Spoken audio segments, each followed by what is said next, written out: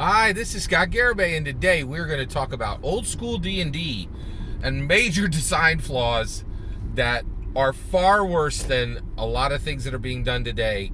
And just a place where the OS Dungeons and Dragons failed from a design perspective. We need to acknowledge it. Okay, so let's go. So what's the point of looking at old school D&D 1E, 2E, specifically 1E? Dungeons and Dragons 1E has a massive design fail right in the middle of it. It's so stark. There's so many proofs that this was a bad, poor decision. And very few people, I've never heard anybody talk about it. Not at length, right? Now, what's the point of bringing it out? Well, oh boy, OSR. So OSR is a huge thing. You got, the White Hack. You got Sword and Wizardry. You have Five Torches Deep. You have OSE is huge. Old School Essentials is massive. OSR is big, right? And OSR is really it's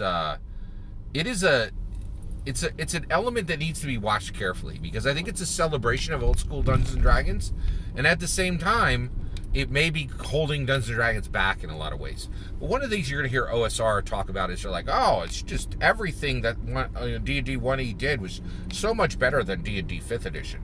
But there's some stark examples where they got it way wrong on design, okay? Now, I'm not even talking today, like, there's just no debate. 1E got some problems for representation. 1E has representation problems. There's no two ways about it, right?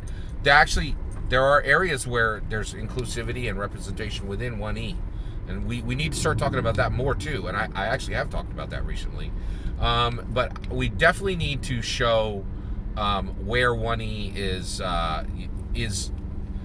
as OSR people and looking at Dungeons & Dragons, we need to be honest, right? And there's a massive design flaw in 1E, right? So we acknowledge there's representation flaws in 1E, but there's not a lot of people saying, hey, not all the design stuff in 1E was great. Some of it was just terrible, right? And almost ruined the game and almost lost the game's, almost rubbed the game's existence out, right?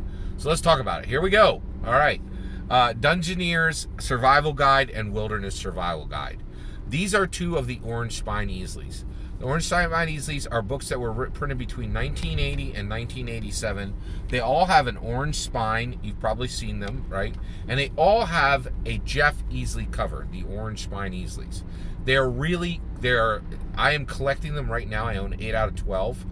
And I highly suggest you collect these as well. I think these are the best, most accessible, most useful Dungeons & Dragons collection series possible. And by the way, they were never intended as a collection series. That's what they are now, right? They're highly gettable right now. You can get them for like $30 a piece, generally, depending on condition, much higher, But I highly suggest getting these. And get them all, right? Even these sucky, very bad books, the Wilderness Survival Guide and the Dungeoneers Survival Guide.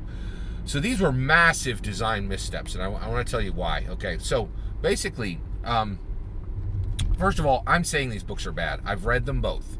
I recently bought them. I got them for $32 a piece. They're in amazing condition. I bought them in a lot of 7 books, and I was just so excited to get them. And so I dove in and started reading them, and I was like, I hit like page 60. I was like, oh my gosh, these are bad, right? And they are just trash books. They have amazing covers. They have beautiful spines. They're part of the Orange Spine Easy collection. I love them, but man, the content is junk, right? So basically, what both of these books are is the Dungeoneers Survival Guide is how to adventure in the Underdark, okay? And it goes into mushrooms and caves and squeezing into caverns and like how to ride a horse underground. Like, it's just the most ridiculous nonsense. But the biggest thing is, and then the Wilderness Survivor Guide. The Wilderness Survivor is like, here's weather and what the climate is like and how, and here's a good one, right? The Wilderness Survival Guide there's actual temperature, there's effective temperature, and there's personal temperature. And you as a DM need to know all three for your player character, for every player character. And I'm like, oh my gosh, these are a mess. Ooh, man, this is ugly. Ooh, good googly boogly, man. Right, like it's a mess. These books are not good, right? So here's Scott Garibay saying they're not good. Who cares, right? Like, I got some opinion, right? Well, it's backed up with fact, right? Here's the facts.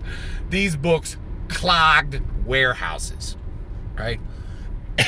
So back in the 1980s, basically, between 1983 and 1986, there was a daggers-out fight between the Blooms brothers, Lorraine Williams, and Gary Gygax for the fate of the game, right? Guess who came out the champion? Lorraine Williams, like, figuratively cut off the head of Gary Gygax, man, and just, like, destroyed him. She walked away with CEO and president of TSR, all the stock, right? And then, like, a year later, after she had taken over, Gary Gygax just slinked out the door when he was like, oh, I'd like to do this source book. And she's like, you're going to write this 32-page adventure. You do what I say now, right? Like, it was brutal, right? But during this time, they were not focused. And they made these two books, and Wilderness Survival Guide and Dungeoneers Survival Guide. And what they are is that here is the design flaw that is in them. They are the absolute worst simulationist nonsense I have ever seen put into the game. Both of these books, all they are is, hey, go get National Geographic's Survival Guide and read that so that you know what a ranger knows and so that you know how to survive in different elements, right? That's it. Like, it is these are literally just National Geographic survival guides with the word dragon thrown in. They're so simulationist, right? So it's basically telling you about, the differences between climates and between terrains and all these kind of things. And the reality is, it's trying to make your game very simulationist and realistic. But that's not Dungeons & Dragons, right? You got dungeons and you got dragons. Neither one of these really exist anymore, right? They're not functionally around. Even dungeons are, like, preserved today. They're not, like, they don't kill people, right, the way they do in our games, right? And dragons, they're not around, right? It's not a thing, right? So the reality is, Dungeons & Dragons is fundamentally fantasy. And you want to make an exciting game. And you know what is not exciting? Is calculating flow rate for a river, right? And you will find that in the Dungeoneers Survival Guide. These books are just pure simulationism, saying hey, wouldn't it be cool if our Dungeons & Dragons was super realistic and we knew exactly how much you would slow down if your armor was wet versus if your armor was dry? The answer is no. No, Kim Mohan. No, the answer is no. The game is not better when we know that. It's just worse, right? So the reality is 1E did a lot of great things. I'm reading the Dragonlance, I'm rereading the Dragonlance adventure setting. The Dragonlance Orange Spine Easy from 1986. It is stunningly good. It is the best setting book I've ever laid eyes on.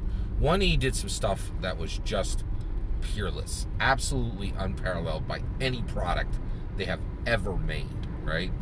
But the reality is there is some real trash in 1E, and I'll tell you right now, Dungeoneers Survival Guide and Wilderness Survival Guides, these books are trash. They should never have been printed. Never. It's just period. End of sentence, right?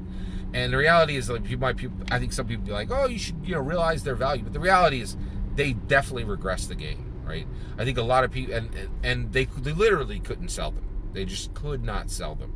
And they clogged warehouses for years, right? And when you read them, you could tell why. So basically, the lesson here is simulationism does not make your game better, okay? 2, 1E did not execute perfectly on design. It truly didn't. It had some major lessons that need to be aware of, what people need to be aware of today, and not make the same mistakes. And with all that said, we need to be honest too, and celebrate where 1E was better than 5E, right? But acknowledge where it was worse. And 5E does not do this simulationist nonsense that Kim Mohan and a few other writers wrote into this junk, right? These are not good books, right?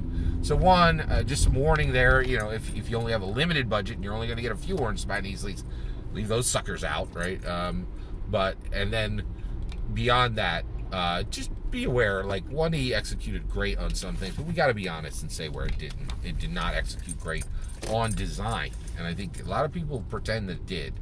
that's my opinion. What do you think? Do you have these books? Is there a fan in the world of these books? I'd love to meet you. Let me know in the comments below. Please consider liking and subscribing, and have a wonderful millennium.